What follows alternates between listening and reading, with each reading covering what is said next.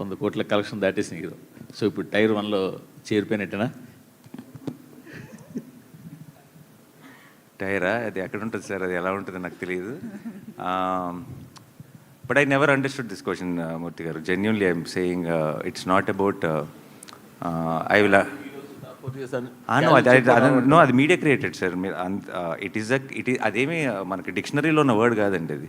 It just మనం create చేసుకున్నది. ఇంకా దాన్ని బట్టి మీరు రకరకాల వాటిలో పెడితే దాని గురించి ఇంకా I never thought about it like that అండి. It sometimes it feels weird. నన్నే కాదు అసలు ఎవరినైనా సరే, మీ ఫేవరెట్ యాక్టర్ అంటే ఎవరో చెప్పండి, మీరు ఎవరి సినిమాకి వెళ్ళాలని ఉందో చెప్పండి, ఎవరి సినిమాలు ఎలా ఆడుతున్నాయో చెప్పండి, ఎవరి సినిమాలు తగ్గట్టుగా వాళ్ళ బడ్జెట్స్ కానీ సెటప్ కానీ అన్నీ యాక్టర్స్ అందరూ చేసుకోవాలి.